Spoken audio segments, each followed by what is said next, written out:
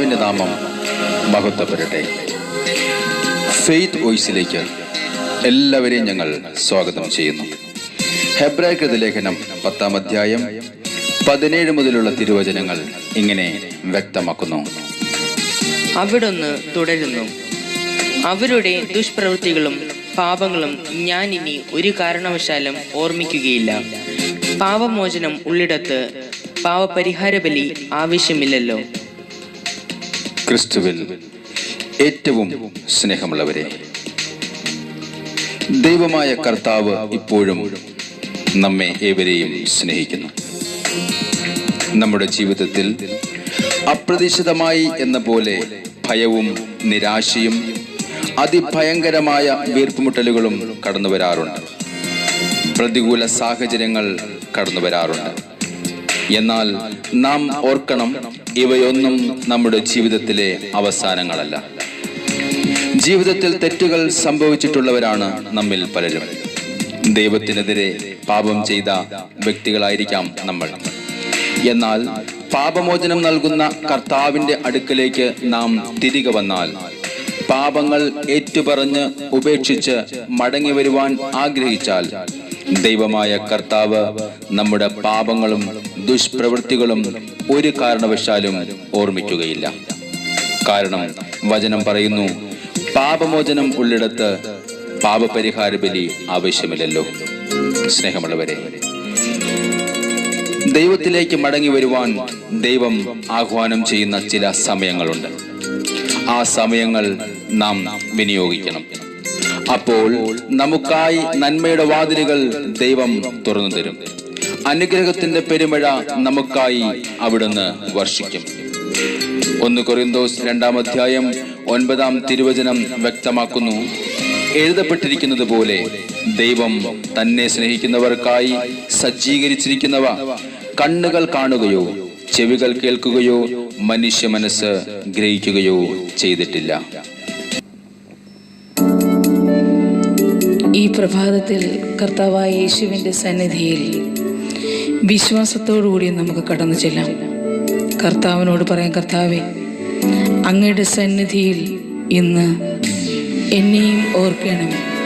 അങ്ങയുടെ സാന്നിധ്യത്താൽ എന്നെ നിറയ്ക്കണം.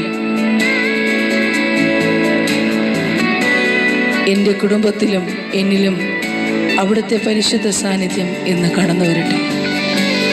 സന്നിധി മതി യേശുവേ, നിൻ സാന്നിധ്യം മതി എന്നുമേ.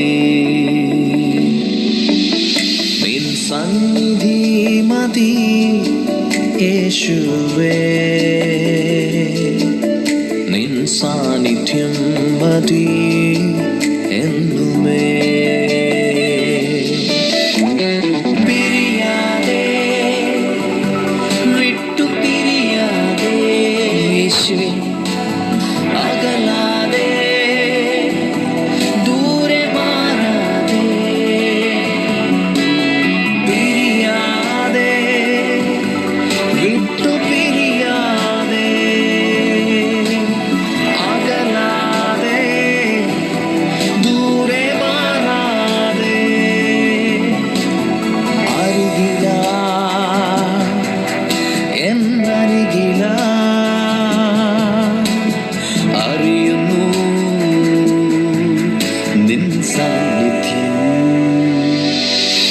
നിൻ സന്നിധി മതി യേശുവേ,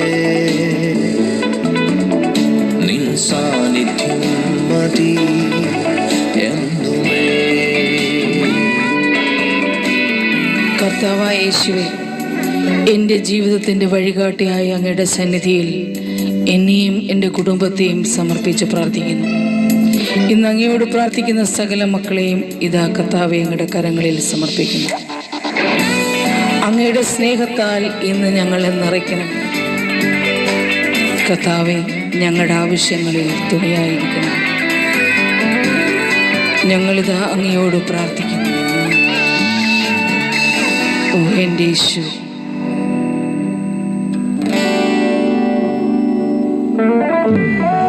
എന്നിലെ നല്ല കാര്യസ്ഥ നാഥനേ, എന്നിലെ നൽവഴി കാട്ടിയേ, എന്നിലെ നല്ല കാര്യസ്ഥനേ, എന്നിലെ നൽവഴി കാട്ടിയേ, ബന്ധമേ, മാറാ സ്നേഹമേ, നീ മതി എന്നുമേ. യേശുവേ, പിരിയാ ബന്ധമേ, മാറാ സ്നേഹമേ, നീ മതി എന്നുമേ. നീ മതി എന്നുമേ. നീ മതി എന്നുമേ. യേശുവേ, നിൻ സന്നിധി മതി യേശുവേ, നിൻ സാന്നിധ്യം മതി എന്നുമേ. കർത്താവെ, അങ്ങയുടെ അനുഗ്രഹങ്ങൾ ഇന്ന് അങ്ങയോട് പ്രാർത്ഥിക്കുന്ന സകല മക്കളിലും അവിടുന്ന് ചൊരിയണമേ. അങ്ങയോട് പ്രാർത്ഥിക്കുന്ന സകലരെയും അവിടുന്ന് കാണണമേ.